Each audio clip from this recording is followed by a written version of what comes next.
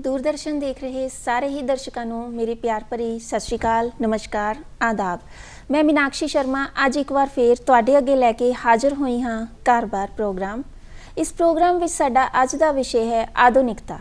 साडे घरां दे विच, साडे परिवारां दे विच यह बहुत बदलाव लैके आई है। इस विषय उपर गल करन दे लई अज साडे स्टूडियो विच हाज़र होए ने साडे एक्सपर्ट प्रिंसीपल राजपाल कौर जी। मैं तहे दिल तो प्रिंसीपल राजपाल कौर जी का स्वागत करदी हाँ जी। बहुत बहुत धन्यवाद।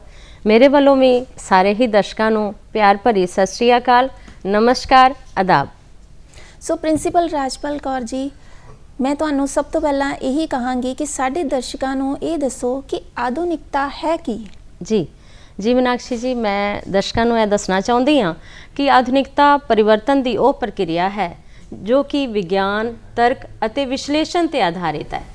आधुनिकता के दौरान हर खेतर विच जिमें कि समाजिक, राजनीतिक, आर्थिक विच हैरानीजनक परिवर्तन आए हैं, जां इस तरह भी कह सकते हाँ कि इस दौरान सूई तो लैके जहाज तक पहुँचने का सफ़र तय होया है। मैं तुहानू अगे ये पूछना चाहांगी कि साडे जे घर परिवारां दी गल करिए तो उत्थे आधुनिकता कित्थे कित्थे वेखण नूं मिलदी है। जी मीनाक्षी जी, कि आधुनिकता जो है साडे घर परिवार विच बहुत ज़्यादा वेखण नूं मिलदी है। जिवें कि घर की बनतर, परिवारां की बनतर विच ही बहुत बदलाव आया है। मिट्टी के घरां ने आलीशान इमारतां की जगह लै लई है और जो है साडे संयुक्त परिवार जां वड्डे परिवार एकल परिवार ते छोटे परिवार विच बदल गए हैं। इस तरह जिहड़ा साडा रहन सहन विच ऐशो आराम शामिल हो गया है। जिहड़ा काम असी हत्थां नाल करदे हुंदे सी वो हुण बिजली दे उपकरणां ने बहुत आसान अते सुखाला कर दिता है। ते इस संचार दे साधनां दी गल करिए ते असी दूर बैठे अपनिਆਂ नाल बहुत ही वधिया ते आसान तरीके नाल मोबाइलां अते कंप्यूटर दे राहीं गलबात कर सकते हाँ। सो साडे विच घर दे परिवार दे विच आधुनिकता ने बहुत ज़्यादा परिवर्तन लिआंदे हैं। जे आपां गल करिए विरासत दी, साडी संस्कृति दी, जो कि अज दे समय विच आपां देखदे हाँ कि अलोप हुंदी जा रही है, ते तुसीं सानू दसो कि इवें जिहड़ी संस्कृति है, जिहड़ी ये साडी विरासत है, ये अलोप होण दा जिहड़ा कारण है वो भी आधुनिकता ही है। मीनाक्षी जी, बहुत दुरुस्त सवाल है तुहाडा। जिवें कि हुणे असीं पहलां ही गल कर चुके हाँ कि आधुनिकता के दौरान बहुत ज़्यादा परिवर्तन आए हैं। हर वस्तुओं में, चीज़ों में बहुत बदलाव आया है। इत्थों तक कि हर वस्तु नूं बहुत ज़्यादा आकर्षक भी बना दिता गया है। पर इसका मतलब ये नहीं कि असी इस आकर्षण विच आके अपनी पछाण नूं ही भुल जाइए, अपने संस्कारां, कदरां, कीमतां अते स्वैमान नूं तो वांझे हो जाइए। परिवर्तन ਦਾ मतलब है कि उन्नति की, असी तरक्की की है, पर असी तरक्की दे नाल पश्चिमी सभ्यता की नकल करन लग गए हाँ, जिसका आधुनिकता नाल कोई सुमेल नहीं, सगों भावी पीढ़ी का राहों कुराहें पैण वाली गल हो रही है। इसलिए सानू अपने बच्चों नूं अपने संस्कारां अते अपने जीवन मूलां, अपनी विरासत तो जानू करवाउण दी लोड़ है। तुसी आधुनिकता दी बहुत वधिया सानू एक परिभाषा दे रहे हो ते बहुत वधिया तुसी दस्सिया है कि जिहड़ा उहदे विच पश्चिमी सभ्यता दा भी जिहड़ा रोल है वो अदा हो रहा है। ते तुसी दस्सिया कि मशीनां दा जिहड़ा उपकरणां दा ज़्यादा इस्तेमाल हो रहा है। ते तुसी साडे दर्शकों को ये दसो कि जे आपां इन्नियां मशीनां दी वरतों करन लग गए हाँ, विज्ञान ने बहुत तरक्की कर ली है, तो उहदे विच इंसान दा जिहड़ा जीवन है उसने कितना क आराम पाया है। बहुत साडा जीवन सुखाला हो गया है। बिजली के उपकरण आउण नाल, मशीनीकरण होण नाल जिहड़ा काम असी हत्थां नाल किन्ने किन्ने घंटे ला के, किन्ना समा ला के करदे हुंदे सीगे, साडीआं गृहिणीआं करदियां सी, साडी मातावां बजुर्ग करदे हुंदे सीगे, ਉਹ हुण मशीनां ने, बिजली के उपकरणां ने ਉਹਨੂੰ मिनटां सकिंटां विच करना शुरू कर दिता है। जिवें कि पहलां गृहिणीआं की करदियां सी कि आटा भी ਉਹ ਚੱਕੀ ਨਾਲ हत्थ नाल पीसदियां हुंदियां सीगियां। मतलब रोटी पकाउण तो पहलां कई प्रोसैस हुंदे सीगे। फिर इसे तरह ही चरखे नाल सूत कत्तिया जांदा सीगा, जिहड़े कि कपड़े ते दरियां बनाउण वास्ते काम आउंदा सीगा। उस तरह ही ਹੋਰ ਵੀ ਬੜੇ ਸਾਰੇ ਕੰਮ, ਜਿਵੇਂ ਕਿ ਬਿਜਲੀ ਦੇ ਅਜੇ ਸਾਧਨ ਨਹੀਂ ਸੀ ਆਏ ਤੇ ਪੱਖੀਆਂ ਝੱਲਣ ਵਾਸਤੇ ਹੱਥ ਨਾਲ ਪੱਖੀਆਂ ਬਣਾਉਂਦੇ ਸੀ। ਹੋਰ ਵੀ ਘਰ ਦੀ ਬਹੁਤ ਸਾਰੀਆਂ ਵਸਤਾਂ ਸਾਡੇ, ਮੈਂ ਆਪ ਆਪਣੇ ਅੱਖੀਂ ਦੇਖਿਆ ਹੈ ਕਿ ਸਾਡੀ ਮਾਤਾਵਾਂ, ਸਾਡੇ ਬਜ਼ੁਰਗ ਜਿਹੜੇ ਨੇ ਹੱਥ ਨਾਲ ਬੜੇ ਸੋਹਣੀ ਮੀਨਾਕਾਸ਼ੀ ਕਰਕੇ ਬਣਾਉਂਦੇ ਹੁੰਦੇ ਸੀਗੇ। ਪਰ ਹੁਣ ਸਾਰੀਆਂ ਚੀਜ਼ਾਂ ਬਣਾਵਟੀ ਤੇ ਰੈਡੀਮੇਡ ਹੋ ਗਈਆਂ ਹਨ, ਜਿਹੜੀਆਂ ਸਾਨੂੰ ਹਰ ਚੀਜ਼ ਬਾਜ਼ਾਰ ਵਿੱਚ ਉਪਲਬਧ ਮਿਲ ਜਾਂਦੀ ਹੈ। ਸੋ ਸਾਨੂੰ ਸਾਡਾ ਸਮਾਂ ਤੇ ਜਿਹੜੀ ਊਰਜਾ ਕਹਿ ਸਕਦੇ ਹਾਂ ਜਿਹਨੂੰ, ਉਹ ਬਹੁਤ ਬਚਤ ਹੋਈ ਹੈ ਤੇ ਸਾਰਾ ਕੰਮ ਸੁਖਾਲਾ ਹੋ ਗਿਆ ਹੈ। ਮਨੋਰੰਜਨ ਤੇ ਸੰਚਾਰ ਦੇ ਸਾਧਨਾਂ ਦੀ ਗੱਲ ਕਰੀਏ ਤੇ ਉਹਨਾਂ ਵਿੱਚ ਵੀ ਬਹੁਤ ਵਾਧਾ ਹੋਇਆ ਹੈ।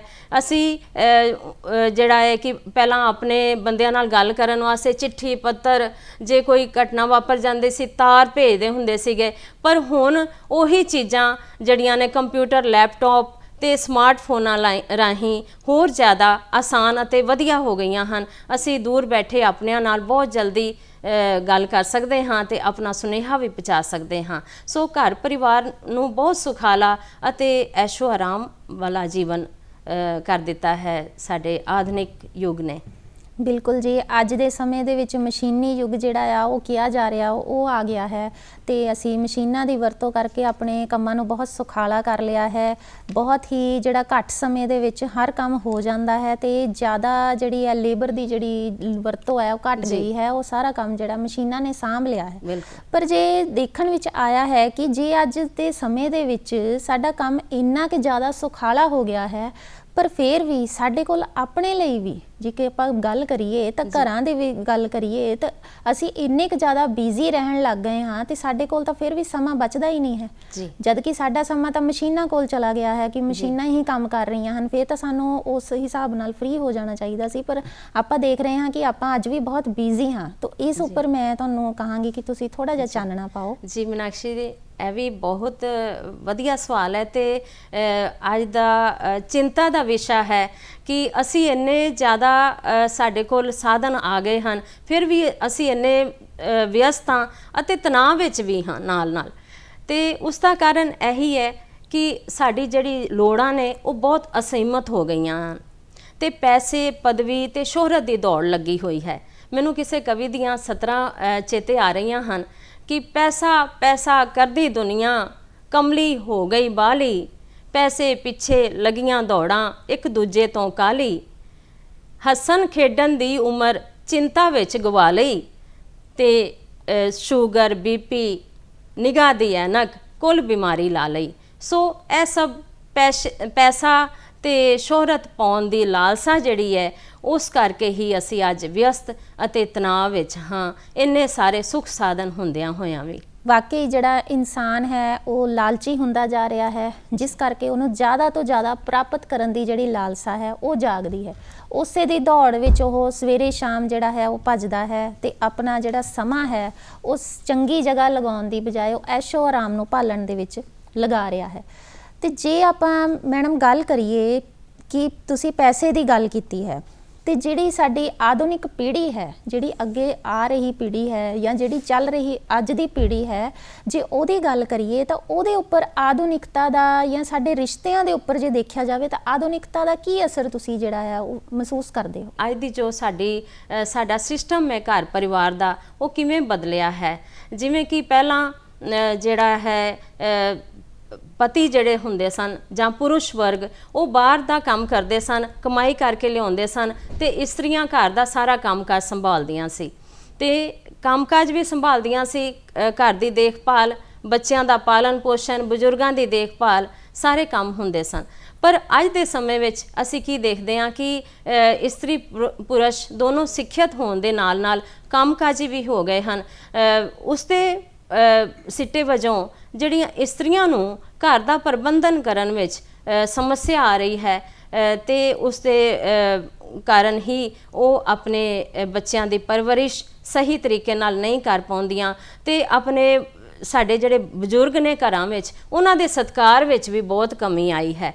ਸੋ ਅੱਜ ਦੇ ਸਮੇਂ ਜਿੰਨਾ ਵੀ ਅਸੀਂ ਅੱਗੇ ਵਧ ਰਹੇ ਹਾਂ, ਸਾਨੂੰ ਆਪਣੇ ਬੱਚਿਆਂ ਨੂੰ ਸਹੀ ਸੇਧ ਦੇਣ ਦਾ ਸਮਾਂ ਨਹੀਂ ਮਿਲ ਰਿਹਾ। ਜਿਹੜੇ ਬਜ਼ੁਰਗਾਂ ਦਾ ਉਹਨਾਂ ਨੂੰ ਪਿਆਰ, ਵੱਡਿਆਂ ਦਾ ਪਿਆਰ ਬੱਚਿਆਂ ਨੂੰ ਚਾਹੀਦਾ ਸੀ, ਉਹਦੀ ਜਗ੍ਹਾ, ਉਹਨਾਂ ਦੇ ਸਿੱਖਿਆ ਦੀ ਜਗ੍ਹਾ, ਉਹਨਾਂ ਦੇ ਮਾਰਗਦਰਸ਼ਨ ਦੀ ਜਗ੍ਹਾ ਅੱਜ ਦੇ ਸਮਾਰਟਫੋਨ ਨੇ ਲੈ ਲਈ ਹੈ। ਤੇ ਉਹਨਾਂ ਨੂੰ ਉਸ ਬਾਰੇ ਪੂਰੀ ਤਰ੍ਹਾਂ ਨਾਲ ਗਿਆਨ ਨਾ ਹੋਣ ਕਰਕੇ ਉਹ ਉਸ ਦੀ ਉਚਿਤ ਵਰਤੋਂ ਵੀ ਨਹੀਂ ਕਰ ਪਾਉਂਦੇ। ਸੋ ਸਾਡੀ ਭਾਵੀ ਪੀੜ੍ਹੀ ਜਿਹੜੀ ਹੈ, ਆਉਣ ਵਾਲੀ ਪੀੜ੍ਹੀ ਜਿਹੜੀ ਹੈ, ਉਸ ਨੂੰ ਸਹੀ ਮਾਰਗਦਰਸ਼ਨ ਦੀ ਲੋੜ ਹੈ, ਜੋ ਕਿ ਅੱਜ ਦੇ ਸਮੇਂ ਨਹੀਂ ਮਿਲ ਪਾ ਰਹੀ। ਔਰ ਜੇਕਰ ਅਸੀਂ ਆਪਸੀ ਰਿਸ਼ਤਿਆਂ ਦੀ ਮੀਨਾਕਸ਼ੀ ਜੀ ਜੇਕਰ ਗੱਲ ਕਰੀਏ ਤਾਂ ਉਹਦੇ ਵਿੱਚ ਵੀ ਬੜੇ ਤਕਰਾਰ ਹੋ ਰਹੀ ਹੈ। ਰਿਸ਼ਤੇ, ਪਰਿਵਾਰ ਜਿਹੜੇ ਨੇ ਉਹ ਡਗਮਗਾ ਰਹੇ ਨੇ, ਉਹਨਾਂ ਦੇ ਆਪਸੀ ਜੋ ਤਾਲਮੇਲ ਹੈ, ਆਪਸੀ ਰਿਲੇਸ਼ਨ ਹੈ, ਕਿਉਂਕਿ ਉਹਨਾਂ ਨੂੰ ਇੱਕ ਦੂਜੇ ਨੂੰ ਸਮਝਣ ਸਮਝਾਉਣ ਦਾ ਮੌਕਾ ਹੀ ਨਹੀਂ ਮਿਲਦਾ। ਉਹ ਇੰਨੇ ਵਿਅਸਤ ਰਹਿੰਦੇ ਨੇ।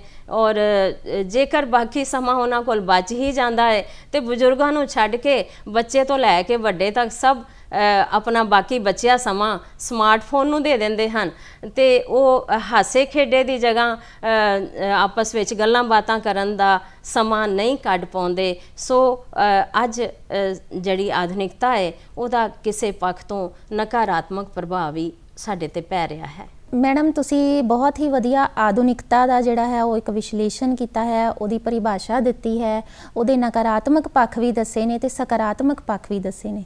ਪਰ ਇੱਕ ਮੈਂ ਤੁਹਾਨੂੰ ਹੋਰ ਕਹਿਣਾ ਚਾਹਾਂਗੀ ਕਿ ਸਾਡੇ ਦਰਸ਼ਕਾਂ ਨੂੰ ਇਹ ਜ਼ਰੂਰ ਦੱਸੋ ਕਿ ਇਹਦਾ ਜਿਹੜਾ ਕਿਹੜਾ ਪੱਖ ਜਿਹੜਾ ਹੈ ਸਾਨੂੰ ਉਹ ਪਿੱਛੇ ਨੂੰ ਕਰਨਾ ਚਾਹੀਦਾ ਹੈ ਤੇ ਜਿਹੜਾ ਚੰਗਾ ਪੱਖ ਹੈ ਉਹ ਸਾਨੂੰ ਆਪਣੀ ਜਿਹੜੀ ਵਰਤੋਂ ਦੇ ਵਿੱਚ ਲਿਆਉਣਾ ਚਾਹੀਦਾ ਹੈ, ਦੂਸਰਾ ਜਿਹੜਾ ਪੱਖ ਹੈ ਉਹ ਸਾਨੂੰ ਭੁੱਲਣਾ ਚਾਹੀਦਾ ਹੈ। ਬਹੁਤ ਵਧੀਆ ਗੱਲ ਹੈ ਕਿ ਮੈਂ ਦਰਸ਼ਕਾਂ ਨੂੰ ਇਹ ਦੱਸਣਾ ਚਾਹਾਂਗੀ ਕਿ ਹਰ ਇੱਕ ਚੀਜ਼ ਦੇ ਦੋ ਪੱਖ ਹੁੰਦੇ ਨੇ, ਇੱਕ ਵਧੀਆ ਅਤੇ ਮਾੜਾ। ਫੁੱਲ ਵੀ ਲੈ ਲਓ ਤੇ ਫੁੱਲ ਦੇ ਨਾਲ ਕੰਡੇ ਵੀ ਹੁੰਦੇ ਨੇ, ਪਰ ਅਸੀਂ ਉਹਦੇ ਵਿੱਚੋਂ ਫੁੱਲ ਹੀ ਤੋੜਦੇ ਹਾਂ, ਕੰਡਿਆਂ ਨੂੰ ਪਿੱਛੇ ਛੱਡ ਦਿੰਦੇ ਹਾਂ। ਸੋ ਅੱਜ ਦੇ ਦੌਰ ਵਿੱਚ ਜੋ ਚੀਜ਼ਾਂ ਸਾਡੇ ਉੱਤੇ ਨਕਾਰਾਤਮਕ ਪ੍ਰਭਾਵ ਪਾ ਰਹੀਆਂ ਹਨ, ਉਹਨਾਂ ਤੇ ਠੱਲ ਪਾਉਣ ਦੀ ਲੋੜ ਹੈ। ਸਾਨੂੰ ਉન્નਤੀ ਅਤੇ ਵਿਕਾਸ ਦੇ ਰਾਹ ਤੇ ਵੱਧਦੇ ਹੋਏ ਬੁਲੰਦੀਆਂ ਨੂੰ ਛੂਹਣ ਦੀ ਤਾਂ ਲੋੜ ਹੈ, ਪਰ ਇਹ ਨਹੀਂ ਕਿ ਅਸੀਂ ਆਪਣੀ ਪਛਾਣ ਨੂੰ ਭੁੱਲ ਜਾਈਏ, ਆਪਣੀ ਸੰਸਕ੍ਰਿਤੀ ਨੂੰ, ਆਪਣੀ ਵਿਰਾਸਤ ਨੂੰ, ਆਪਣੇ ਆਦਰਸ਼ਾਂ ਨੂੰ ਪਿੱਛੇ ਛੱਡ ਦਈਏ, ਉਹਨਾਂ ਤੋਂ ਵਾਂਝੇ ਹੋ ਜਾਈਏ। ਉਹਨਾਂ ਨੂੰ ਅਪਣਾਉਂਦੇ ਹੋਏ ਸਾਨੂੰ ਆਪਣੀ ਵਿਰਾਸਤ ਨੂੰ ਯਾਦ ਰੱਖਦੇ ਹੋਏ ਆਪਣੇ ਅਮੀਰ ਵਿਰਸੇ ਨੂੰ ਨਾਲ ਲੈ ਕੇ ਅੱਗੇ ਵਧਣ ਦੀ ਲੋੜ ਹੈ। ਤਾਂ ਹੀ ਅਸੀਂ ਹਰ ਖੇਤਰ ਵਿੱਚ ਚੜ੍ਹਦੀ ਕਲਾ ਦੀ ਪ੍ਰਾਪਤੀ ਕਰ ਸਕਾਂਗੇ ਅਤੇ ਵਿਕਾਸ ਦੇ ਨਾਲ ਨਾਲ ਸਾਨੂੰ ਮਾਨਸਿਕ ਸਕੂਨ ਪ੍ਰਾਪਤ ਕਰਨ ਦੀ ਵੀ ਲੋੜ ਹੈ, ਜੋ ਅੱਜ ਦੇ ਸਮੇਂ ਦੀ ਬਹੁਤ ਜ਼ਿਆਦਾ ਘਾਟ ਹੋ ਰਹੀ ਹੈ। ਸੋ ਮੈਂ ਇਹੀ ਕਹਿਣਾ ਚਾਹਾਂਗੀ ਇਸ ਬਾਰੇ ਕੁਝ ਸਤਰਾਂ ਨਾਲ ਕਿ ਭਾਵੇਂ ਕਿੰਨੀ ਅੰਗਰੇਜ਼ੀਅਤ ਛਾ ਜਾਵੇ, ਗਿਆਨ ਵਿਗਿਆਨ ਭਾਵੇਂ ਕਿੰਨਾ ਵੱਧ ਜਾਵੇ, ਪਰ ਨਾ ਘੱਟ ਹੋਣ ਦਈਏ ਆਪਣੀ ਮਾਂ ਦਾ ਸਨਮਾਨ, ਆਪਣੀ ਹੀ ਸੰਸਕ੍ਰਿਤੀ ਤੇ ਕਰ ਲਈਏ ਸਵੈਮਾਨ। ਸੋ ਆਪਣੀ ਸੰਸਕ੍ਰਿਤੀ ਤੇ ਜਦੋਂ ਅਸੀਂ ਸਵੈਮਾਨ ਕਰਨਾ ਸ਼ੁਰੂ ਕਰ ਦਿਆਂਗੇ ਔਰ ਆਪਣੀ ਵਧੀਆ ਪੱਖ ਨੂੰ ਅੱਗੇ ਲੈ ਕੇ ਆਵਾਂਗੇ, ਉਹਦੇ ਵਧੀਆ ਪ੍ਰਭਾਵ ਸਾਡੇ ਤੇ ਪੈਣਗੇ, ਤਾਂ ਹੀ ਸਾਡੀ ਜਿਹੜੀ ਆਉਣ ਵਾਲੀ ਪੀੜ੍ਹੀ ਹੈ ਉਹ ਸੁਰੱਖਿਅਤ ਰਹਿ ਸਕਦੀ ਹੈ ਤੇ ਚੰਗੇ ਰਾਹ ਤੇ ਅੱਗੇ ਵੱਧ ਕੇ ਵਿਕਾਸ ਪੱਧਰ ਤੇ ਜਾ ਸਕਦੀ ਹੈ। ਅੱਜ ਅਸੀਂ ਬਹੁਤ ਵਧੀਆ ਆਧੁਨਿਕਤਾ ਦੇ ਉੱਪਰ ਚਰਚਾ ਕੀਤੀ ਹੈ, ਉਹਦੇ ਕੁਝ ਨਕਾਰਾਤਮਕ ਪੱਖ ਸਾਹਮਣੇ ਆਏ ਨੇ, ਸਕਾਰਾਤਮਕ ਵੀ ਸਾਹਮਣੇ ਆਏ ਨੇ ਤੇ ਇਹ ਸਾਡੇ ਤੇ ਹੀ ਨਿਰਭਰ ਕਰਦਾ ਹੈ ਕਿ ਅਸੀਂ ਕਿਸੇ ਵਸਤੂ ਨੂੰ ਕਿਹੜੇ ਤਰੀਕੇ ਦੇ ਨਾਲ ਅਪਣਾਉਂਦੇ ਹਾਂ ਜੀ, ਤਾਂ ਕਿ ਉਹ ਸਾਡੇ ਜੀਵਨ ਦੇ ਵਿੱਚ ਬਹੁਤ ਹੀ ਇੱਕ ਵਧੀਆ ਸੰਦੇਸ਼ ਦੇ ਕੇ ਜਾਵੇ। ਤੇ ਤੁਸੀਂ ਸਾਡੇ ਦਰਸ਼ਕਾਂ ਨੂੰ ਬਹੁਤ ਵਧੀਆ ਇੱਕ ਗਾਈਡ ਕੀਤਾ ਹੈ ਕਿ ਜਿਹੜੀ ਆਧੁਨਿਕਤਾ ਹੈ ਇਹਨੂੰ ਆਪਣੇ ਤੇ ਹਾਵੀ ਨਾ ਹੋਣ ਦਈਏ, ਇਹਨੂੰ ਆਪਣੀ ਤਰੱਕੀ ਦੇ ਲਈ ਵਰਤਿਆ ਜਾਵੇ, ਤਾਂ ਕਿ ਸਾਡੇ ਜਿਹੜੇ ਬੱਚੇ ਹੈ ਉਹ ਸਾਡਾ ਦੇਸ਼ ਛੱਡ ਕੇ ਵਿਦੇਸ਼ਾਂ ਦੀ ਜਿਹੜੀ ਰਹਿਣ ਸਹਿਣ ਹੈ ਉਹਨੂੰ ਅਪਣਾ ਰਹੇ, ਉਹਦੀ ਖਾਣ ਪੀਣ ਨੂੰ ਅਪਣਾ ਰਹੇ ਨੇ ਤੇ ਉਹਨਾਂ ਨੂੰ ਉਹੀ ਜਿਹੜਾ ਹੈ ਉਹ ਚੰਗਾ ਲੱਗ ਰਿਹਾ। ਤੇ ਇੱਕ ਦਿਨ ਐਸਾ ਆਏਗਾ ਸਾਡੀ ਵਿਰਾਸਤ ਜਿਹੜੀ ਹੈ ਉਹ ਬਿਲਕੁਲ ਹੀ ਜਿਹੜੀ ਹੈ ਉਹ ਅਲੋਪ ਹੋ ਜਾਏਗੀ। ਆਧੁਨਿਕ ਹੋਣਾ ਬਹੁਤ ਵਧੀਆ ਗੱਲ ਹੈ। ਵਿਗਿਆਨ ਨੇ ਬਹੁਤ ਹੀ ਮਿਹਨਤ ਦੇ ਨਾਲ ਜਿਹੜਾ ਹੈ ਅਸੀਂ ਤਰੱਕੀ ਕੀਤੀ ਹੈ। ਵਿਗਿਆਨਕ ਜਿਹੜੀਆਂ ਵਸਤਾਂ ਹੈ ਬਹੁਤ ਮਿਹਨਤ ਨਾਲ ਬਣਾਈਆਂ ਗਈਆਂ ਨੇ, ਉਹਨਾਂ ਦਾ ਜ਼ਰੂਰ ਇਸਤੇਮਾਲ ਕਰੋ, ਪਰ ਉਹਨਾਂ ਦਾ ਇਸਤੇਮਾਲ ਜਿਹੜਾ ਹੈ ਉਹ ਅੱਛੇ ਲਈ ਕਰੋ ਕਿਉਂਕਿ ਉਹ ਸਾਡੇ ਤੇ ਬੁਰਾ ਪ੍ਰਭਾਵ ਨਾ ਪਾ ਸਕਣ। ਧੰਨਵਾਦ ਪ੍ਰਿੰਸੀਪਲ ਰਾਜਪਾਲ ਕੌਰ ਜੀ, ਧੰਨਵਾਦ ਜੀ। ਸਤਿ ਸ਼੍ਰੀ ਅਕਾਲ, ਮੇਰਾ ਨਾਮ ਰਿਧਿਮਾ ਸ਼ਰਮਾ ਹੈ ਤੇ ਅੱਜ ਮੈਂ ਤੁਹਾਡੇ ਨਾਲ ਇੱਕ ਘਰ ਵਿੱਚ ਜਿਹੜੀ ਪੁਰਾਣੀ ਚੀਜ਼ਾਂ ਪਈਆਂ ਹੁੰਦੀਆਂ ਨੇ, ਜਿਹੜੀ ਤੁਸੀਂ ਸਮਝਦੇ ਹੋ ਕਿ ਵੇਸਟ ਆ, ਉਹਦੇ ਨਾਲ ਇੱਕ ਸੋਹਣੀ ਜਿਹੀ ਚੀਜ਼ ਤੁਹਾਨੂੰ ਬਣਾਉਣਾ ਸਿਖਾਉਂਗੀ। ਅੱਜ ਮੈਂ ਤੁਹਾਨੂੰ ਬਣਾਉਣਾ ਸਿਖਾਵਾਂਗੀ ਇਹ ਸੋਹਣਾ ਜਿਹਾ ਪੀਸ। ਇਹਦੇ ਵਿੱਚ ਆ ਸਾਰੇ ਫੁੱਲ ਹੱਥ ਨਾਲ ਬਣਨੇ ਨੇ ਤੇ ਮੈਂ ਤੁਹਾਨੂੰ ਦੱਸਾਂਗੀ ਕਿ ਕਿੱਦਾਂ ਤੁਸੀਂ ਪੁਰਾਣੇ ਕਾਗਜ਼ ਯੂਜ਼ ਕਰਕੇ ਇਹ ਚੀਜ਼ਾਂ ਬਣਾ ਸਕਦੇ ਹੋ। ਸਭ ਤੋਂ ਪਹਿਲਾਂ ਘਰ ਵਿੱਚ ਸਾਰਿਆਂ ਕੋਲ ਪੁਰਾਣੇ ਗੱਤੇ ਦੇ ਡੱਬੇ ਪਏ ਹੁੰਦੇ ਨੇ, ਤਾਂ ਮੈਂ ਇਹ 2 ਗੱਤੇ ਦੇ ਪੀਸ ਕੱਟ ਲਏ ਨੇ। ਇਹ ਦੋਨੋਂ ਸੇਮ ਸਾਈਜ਼ ਦੇ ਪੀਸ ਆ, ਤੁਸੀਂ ਜਿਹੜਾ ਵੀ ਸਾਈਜ਼ ਲੈਣਾ ਚਾਹੋ ਤੁਸੀਂ ਲੈ ਸਕਦੇ ਹੋ। ਤਾਂ ਇਹ ਮੈਂ ਕੋਈ ਵੀ ਕਾਗਜ਼ ਦੇ ਨਾਲ ਕਵਰ ਕਰਾਂਗੀ। ਦੋਨੋਂ ਗੱਤਿਆਂ ਨੂੰ ਕਾਗਜ਼ ਦੇ ਉੱਤੇ ਰੱਖ ਕੇ ਮੈਂ ਚਿਪਕਾਉਣਾ ਹੈ। ਇਹ ਚੀਜ਼ ਦਾ ਧਿਆਨ ਰੱਖਣਾ ਹੈ ਕਿ ਦੋਨੋਂ ਗੱਤਿਆਂ ਦੇ ਵਿੱਚ ਕਮ ਸੇ ਕਮ 1 ਸੈਂਟੀਮੀਟਰ ਦਾ ਗੈਪ ਹੋਵੇ, ਤਾਂ ਕਿ ਜਦੋਂ ਮੈਂ ਇਹਨੂੰ ਚਿਪਕਾ ਕੇ ਮੋੜਾਂਗੀ ਤਾਂ ਇਹ ਚੰਗੀ ਤਰ੍ਹਾਂ ਮੁੜ ਜਾਣ। ਤੇ ਮੈਂ ਇੱਥੇ ਪਹਿਲੇ ਹੀ ਇੱਕ ਬੇਸ ਤਿਆਰ ਕਰ ਲਿਆ ਹੈ ਤੇ ਹੁਣ ਇਸ ਬੇਸ ਨੂੰ ਸਜਾਉਣ ਦੀ ਵਾਰੀ ਆਉਂਦੀ ਹੈ। ਸਭ ਤੋਂ ਪਹਿਲਾਂ ਮੈਂ ਕੋਈ ਵੀ ਇੱਕ ਪੁਰਾਣਾ ਮੇਰੇ ਕੋਲ ਗਿਫਟ ਰੈਪ ਪਿਆ ਸੀ, ਉਹਨੂੰ ਮੈਂ ਕੱਟ ਲਿਆ ਆ ਇਸ ਬੇਸ ਦੇ ਸਾਈਜ਼ ਤੇ, ਤਾਂ ਕਿ ਮੈਂ ਇਹ ਬੇਸ ਦੇ ਉੱਤੇ ਉਹਨੂੰ ਲਾ ਸਕਾਂ। ਤੇ ਮੈਂ ਗਲੂ ਲਵਾਂਗੀ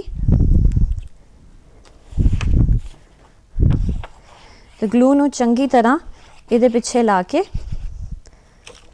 ਇਹਦੇ ਬੇਸ ਦੇ ਉੱਤੇ ਚਿਪਕਾਉਣਾ ਹੈ। ਸਾਰੀ ਸਾਈਡ ਤੋਂ ਤੁਸੀਂ ਦੇਖ ਲਓ ਕਿ ਇਹ ਬਰਾਬਰ ਦਿਸੇ, ਤਾਂ ਇਹ ਬੇਸ ਤਿਆਰ ਹੋ ਗਿਆ ਹੈ। ਹੁਣ ਇਹਦੇ ਉੱਤੇ ਮੈਨੂੰ ਬਣਾਉਣਾ ਹੈ ਫੁੱਲ। ਤਾਂ ਸਭ ਤੋਂ ਪਹਿਲਾਂ ਮੇਰੇ ਕੋਲ ਇੱਕ ਕਾਗਜ਼, ਪੁਰਾਣੇ ਕਾਗਜ਼ ਪਏ ਨੇ ਜਿਹੜੇ ਘਰ ਵਿੱਚ ਮਿਲ ਸਕਦੇ ਹੈ। ਤੁਸੀਂ ਕਲਰਡ ਪੇਪਰ ਯੂਜ਼ ਕਰ ਸਕਦੇ ਹੋ, ਤੁਸੀਂ ਪਲੇਨ ਕੋਈ ਵੀ ਪੇਪਰ ਯੂਜ਼ ਕਰ ਸਕਦੇ ਹੋ। ਮੈਗਜ਼ੀਨ ਵਿੱਚੋਂ ਕੋਈ ਚਮਕੀਲੇ ਪੇਪਰ ਨਿਕਲਦੇ ਆ ਉਹ ਯੂਜ਼ ਕਰ ਸਕਦੇ ਹੋ, ਗਿਫਟ ਯੂਜ਼ ਕਰ ਸਕਦੇ ਹੋ। ਤਾਂ ਸਭ ਤੋਂ ਪਹਿਲਾਂ ਮੈਂ ਇਹ ਕਲਰ ਦਾ ਪੇਪਰ ਲਿੱਤਾ ਹੈ, ਇਹਨੂੰ ਮੈਂ ਫੋਲਡ ਕਰਾਂਗੀ ਅੱਧੇ ਵਿੱਚ। ਉਸ ਤੋਂ ਬਾਅਦ ਇਸ ਤਰ੍ਹਾਂ ਇੱਕ ਤਿਕੋਣਾ ਬਣਾਉਂਗੀ। ਹੁਣ ਇਸ ਤਿਕੋਣੇ ਨੂੰ ਮੈਨੂੰ ਕੱਟਣਾ ਹੈ ਇਹ ਪੱਤੀ ਦੀ ਸ਼ੇਪ ਦਾ। ਇਹ ਪੇਪਰ ਦਾ ਸਾਈਜ਼ ਕੋਈ ਵੀ ਹੋ ਸਕਦਾ ਹੈ, ਇਹ ਤੁਹਾਡੀ ਚੋਇਸ ਦੇ ਉੱਪਰ ਹੈ। ਤੇ ਮੈਂ ਇਹਨੂੰ ਹੁਣ ਪੱਤੀ ਦੀ ਸ਼ੇਪ ਦਾ ਕੱਟ ਲਿਆ ਹੈ। ਹੁਣ ਜਦੋਂ ਮੈਂ ਇਹਨੂੰ ਖੋਲਾਂਗੀ ਤਾਂ ਮੇਰੇ ਕੋਲ 6 ਪੱਤੀ ਵਾਲਾ ਫੁੱਲ ਹੋਵੇਗਾ। ਹੁਣ ਇਹ 6 ਪੱਤੀ ਵਾਲੇ ਫੁੱਲ ਨੂੰ ਮੈਂ ਸਭ ਤੋਂ ਪਹਿਲਾਂ ਕਿਸੇ ਵੀ ਪੈਨਸਿਲ ਨਾਲ ਸ਼ੇਪ ਕਰਾਂਗੀ। ਇਹ ਸ਼ੇਪ ਕਰਨ ਦਾ ਫਾਇਦਾ ਇਹ ਹੈ ਕਿ ਇਹ ਫੁੱਲ ਜਿਹੜਾ ਹੈ ਇਹ ਥੋੜਾ ਨੈਚੁਰਲ ਲੱਗੂਗਾ ਤੇ ਇਹਦੀ ਬਿਊਟੀ ਹੋਰ ਨਿਖਰ ਆਊਗੀ। ਹੁਣ ਮੈਨੂੰ ਇੱਕ ਸਾਈਡ, ਕੋਈ ਵੀ ਸਾਈਡ ਤੋਂ ਇੱਕ ਕੱਟ ਲਾਣਾ ਹੈ ਇੱਥੇ, ਤਾਂ ਇਹ ਦੋਨਾਂ ਪੱਤੀਆਂ ਨੂੰ ਆਪਸ 'ਚ ਜੋੜ ਦੇਣਾ ਹੈ। ਜੋੜਨ ਦੇ ਬਾਅਦ ਮੈਨੂੰ ਇਹ 5 ਪੱਤੀ ਦਾ ਫੁੱਲ ਹੋ ਜਾਏਗਾ, ਜਿਹੜਾ ਕਿ ਸੋਹਣਾ ਲੱਗਦਾ ਹੈ। 5 ਪੱਤੀ ਦਾ ਫੁੱਲ ਹੋਣ ਦੇ ਬਾਅਦ ਮੈਂ ਇਹਦੇ ਵਿੱਚ ਇੱਕ ਛੇਕ ਕਰਾਂਗੀ, ਕੋਈ ਵੀ ਤਿੱਖੀ ਚੀਜ਼ ਦੀ ਯੂਜ਼ ਕਰਕੇ। ਹੁਣ ਮੈਨੂੰ ਬਣਾਉਣਾ ਹੈ ਇਹਦੇ ਵਿੱਚ ਦਾ ਹਿੱਸਾ। ਉਹਦੇ ਲਈ ਮੈਂ ਦੂਜੇ ਰੰਗ ਦਾ ਪੇਪਰ ਲਿੱਤਾ ਹੈ, ਇਹਨੂੰ ਮੈਂ ਹਾਫ ਫੋਲਡ ਕਰਾਂਗੀ ਤੇ ਹੁਣ ਮੈਂ ਇਹਨੂੰ ਕੱਟ ਲਾਣੇ ਆ। ਜਿੰਨੇ ਪਤਲੇ ਕੱਟ ਲਾਉਂਗੇ ਉਨੇ ਸੋਹਣਾ ਬਣੂਗਾ, ਪਰ ਤੁਸੀਂ ਆ ਵੀ ਧਿਆਨ ਰੱਖਣਾ ਹੈ ਕਿ ਇਹ ਕੱਟ ਬਹੁਤ ਜ਼ਿਆਦਾ ਨੇੜੇ ਨਾ ਹੋਣ, ਨਹੀਂ ਤਾਂ ਇਹ ਫਟ ਜਾਊਗਾ। ਹੁਣ ਆ ਮੈਂ ਕੱਟ ਲਾ ਲਿਆ, ਕਿਤੇ ਵੀ ਫਾੜ ਕੇ ਹੁਣ ਮੈਂ ਇਹਨੂੰ ਰੋਲ ਕਰਾਂਗੀ। ਇਹਨੂੰ ਜਿੰਨਾ ਪਤਲਾ ਹੋ ਸਕੇ ਰੋਲ ਕਰੋ ਆਪਸ ਦੇ ਵਿੱਚ। तो उस तो बाद मैं यही ਇਹਦੇ फुल दे सेंटर विच पाउणा है।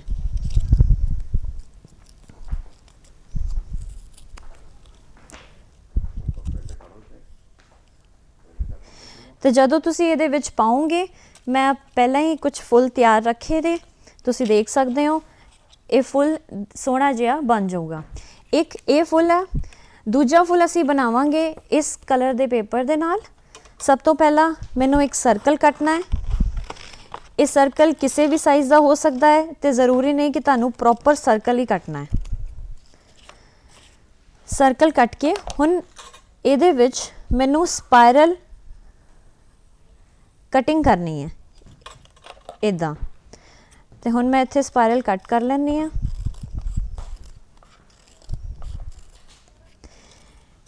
ਸਪਾਇਰਲ ਕੱਟ ਕਰਨ ਤੋਂ ਬਾਅਦ ਇਹਨੂੰ ਵੀ ਘੁਮਾ ਕਰ ਕਿਸੇ ਵੀ ਤਿੱਖੀ ਚੀਜ਼ ਯੂਜ਼ ਕਰਕੇ, ਜੇ ਤੁਹਾਡੇ ਕੋਲ ਹੇਅਰ ਪਿਨ ਹੈਗਾ ਹੈ ਤਾਂ ਤੁਸੀਂ ਉਹ ਵੀ ਯੂਜ਼ ਕਰ ਸਕਦੇ ਹੋ। ਅੱਜ ਕੱਲ੍ਹ ਮਾਰਕੀਟ ਵਿੱਚ ਕੁਇਲਿੰਗ ਟੂਲ ਵੀ ਆਉਂਦੇ ਆ ਤਾਂ ਤੁਸੀਂ ਉਹ ਵੀ ਯੂਜ਼ ਕਰ ਸਕਦੇ ਹੋ। ਤੁਹਾਡੇ ਘਰ ਵਿੱਚ ਹੇਅਰ ਪਿਨ ਤਾਂ ਸਾਰੇ ਕੋਲ ਹੀ ਹੁੰਦੇ ਨੇ, ਤਾਂ ਹੇਅਰ ਪਿਨ ਯੂਜ਼ ਕਰਕੇ ਇੱਦਾਂ ਘੁਮਾ ਕੇ ਆ ਗੁਲਾਬ ਦਾ ਛੋਟਾ ਜਿਹਾ ਫੁੱਲ ਬਣ ਜਾਊਗਾ। ਜਿੱਦਾਂ ਮੈਂ ਆਲਰੇਡੀ ਇੱਥੇ ਕੁਝ ਫੁੱਲ ਬਣਾਏ ਨੇ ਤੇ ਆ ਹੋ ਗਏ ਸਾਡੇ ਦੂਜੇ ਫੁੱਲ। ਹੁਣ ਬਾਰੀ ਆਂਦੀ ਹੈ ਪੱਤੀਆਂ ਦੀ, ਤਾਂ ਪੱਤੀਆਂ ਲਈ ਮੈਂ ਇਹ ਹਰਾ ਰੰਗ ਦਾ ਪੇਪਰ ਲਿੱਤਾ ਹੈ, ਇਹਨੂੰ ਅੱਧਾ ਫੋਲਡ ਕਰਤਾ। ਹੁਣ ਮੈਂ ਸਿਰਫ ਜਿਹੜੇ ਪਾਸੇ ਫੋਲਡ ਹੈ ਉਸ ਪਾਸਿਓਂ ਇੱਕ ਅੱਧੇ ਸ਼ੇਪ ਕੱਟ ਲੈਣੀ ਹੈ, ਤੇ ਜਦੋਂ ਮੈਂ ਇਹਨੂੰ ਖੋਲਾਂਗੀ ਤਾਂ ਇਹ ਪੱਤੀ ਬਣ ਗਈ। ਕੁਛ ਵੀ ਪੱਤੀ ਬਣਾਉਣੀ ਹੈ, ਫੁੱਲ ਬਣਾਉਣਾ ਹੈ, ਇਹ ਬਹੁਤ ਜ਼ਰੂਰੀ ਹੈ ਕਿ ਤੁਸੀਂ ਉਹਨੂੰ ਪ੍ਰੋਪਰ ਸ਼ੇਪ ਕਰੋ। ਸ਼ੇਪ ਕਰਨ ਦੇ ਨਾਲ ਇੱਕ ਨੈਚੁਰਲ ਲੁੱਕ ਆਉਂਦੀ ਹੈ। ਹੁਣ ਮੈਂ ਇੱਥੇ ਫੜ ਕੇ ਇਹਨੂੰ ਸ਼ੇਪ ਕਰਤਾ ਹੈ, ਇਹਨੂੰ ਪੁੱਠਾ ਘੁਮਾਇਆ ਤੇ ਦੁਬਾਰਾ ਸ਼ੇਪ ਕਰਤਾ, ਤਾਂ ਮੇਰੇ ਕੋਲ ਇਹ ਸ਼ੇਪ ਆ ਗਈ। ਇਹ ਇੱਕ ਨੈਚੁਰਲ ਲੁੱਕ ਦੇਗੀ। ਤੁਸੀਂ ਫ਼ਰਕ ਦੇਖ ਸਕਦੇ ਹੋ, ਇੱਕ ਵਿਦਾਊਟ ਸ਼ੇਪ ਵਾਲਾ ਤੇ ਇੱਕ ਸ਼ੇਪ ਵਾਲਾ।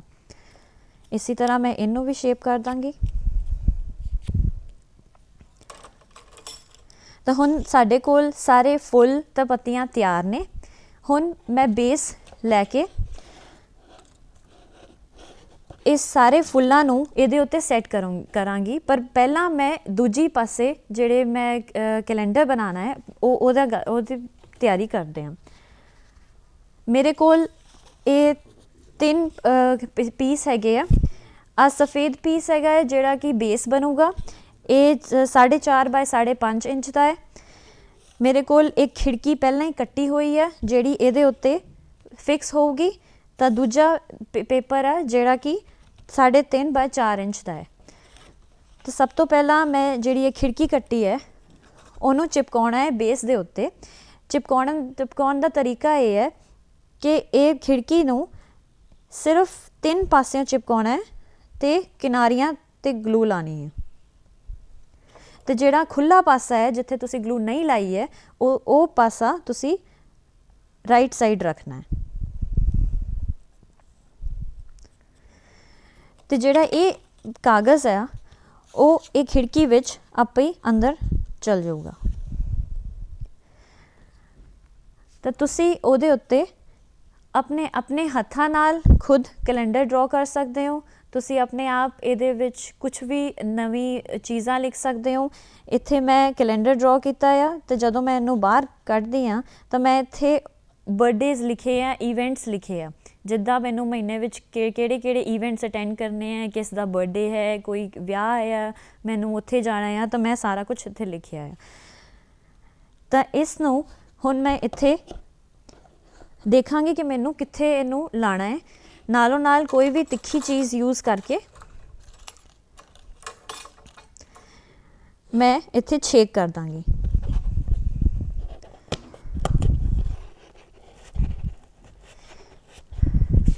तो छेक करन तो बाद मेरे कोल एक छोटी जी रिंग है। ये कोई भी आम दुकान तो मिल जाऊगी। यूजली ये पेपर बाइंड करन वास्ते यूज़ होंदी है। तो उही वाली रिंग मैं इत्थे भी यूज़ कर रही हूँ। हुण मैं सारे फुल्लां नूं इहदे उत्ते सैट करांगी। तो सैट करन लई मैं अपनी मर्जी नाल जिथे जिथे मैनूं ये सोहना लगूगा मैं उत्थे इहनूं चिपका लांगी। मेरे कोल 2-4 फुल हैगे, तुसी अपने साइज़ के अकॉर्डिंगली फुल बना सकते हो। तो फाइनली मैं इनू होर बीड्स दे नाल बाकी सोहनी चीज़ां नाल डेकोरेट कर दांगी। ये सारा कुछ घर विच तुहानूं मिल जाना है। अजकल बच्चे बहुत आर्ट एंड क्राफ्ट करते हैं, तो उन्हां दे कोल तुहानूं कलर पेपर भी मिल जाऊगा, तुहानूं बीड्स भी मिल जाने हैं। इसी तरह होर भी सोहने फुल तुसी बना सकते हो आम पेपर दे नाल। जिद्दां कर इत्थे ये बड़ा बॉक्स हैगा आ, इहदे विच जिन्ने भी फुल हैगे आ वो सारे नॉर्मल पेपर घर विच जिहड़े पेपर पए ने वो यूज़ करके बने ने। ਤੇ ਇਹਦੇ ਵਿੱਚ ਕੋਈ ਸਪੈਸ਼ਲ ਟੈਕਨੀਕ ਨਹੀਂ ਹੈਗੀ ਆ, ਬੇਸਿਕ ਪੇਪਰ ਆ, ਤੁਹਾਨੂੰ ਸਿਰਫ ਬੇਸਿਕ ਪਤਾ ਹੋਣਾ ਚਾਹੀਦਾ ਹੈ ਕਿ ਕਿਸ ਤਰ੍ਹਾਂ ਤੁਸੀਂ ਕੋਈ ਵੀ ਫੁੱਲ ਬਣਾਉਣਾ ਹੈ। ਉਸ ਤੋਂ ਬਾਅਦ ਤੁਸੀਂ ਗੁਲਾਬ ਬਣਾਓ, ਤੁਸੀਂ ਦੂਜੇ ਤਰ੍ਹਾਂ ਦੇ ਫੁੱਲ ਬਣਾਓ, ਇਹ ਸਭ ਤੁਹਾਡੇ ਉੱਤੇ ਹੈਗਾ। ਤਾਂ ਇਹ ਬਿਲਕੁਲ ਨਹੀਂ ਸੋਚਣਾ ਕਿ ਤੁਸੀਂ ਕਹੋਗੇ ਕਿ ਆ ਤਾਂ ਬਹੁਤ ਸੋਹਣੇ ਆ ਤਾਂ ਅਸੀਂ ਬਣਾ ਹੀ ਨਹੀਂ ਸਕਦੇ। ਇਹ ਤੁਸੀਂ ਬਹੁਤ ਆਰਾਮ ਨਾਲ ਬਣਾ ਸਕਦੇ ਹੋ, ਜਦ ਬਸ ਪ੍ਰੈਕਟਿਸ ਦੀ ਲੋੜ ਹੈ। ਤੇ ਇਹੀ ਫੁੱਲ ਤੁਸੀਂ ਕਾਰਡਸ ਲਈ ਯੂਜ਼ ਕਰ ਸਕਦੇ ਹੋ, ਤੁਸੀਂ ਮਿਕਸ ਮੀਡੀਆ ਲਈ ਯੂਜ਼ ਕਰ ਸਕਦੇ ਹੋ। ਘਰ ਵਿੱਚ ਕੋਈ ਵੀ ਚੀਜ਼ ਹੈ ਜਿਹੜੀ ਤੁਹਾਨੂੰ ਹੱਲੇ ਸੋਹਣੀ ਨਹੀਂ ਲੱਗਦੀ, ਉਹਨੂੰ ਤੁਸੀਂ ਹੋਰ ਸੋਹਣਾ ਬਣਾ ਸਕਦੇ ਹੋ। ਈਵਨ ਤੁਸੀਂ ਜੂਲਰੀ ਇਹਦੇ ਨਾਲ ਬਣਾ ਸਕਦੇ ਹੋ। ਤਾਂ ਧੰਨਵਾਦ।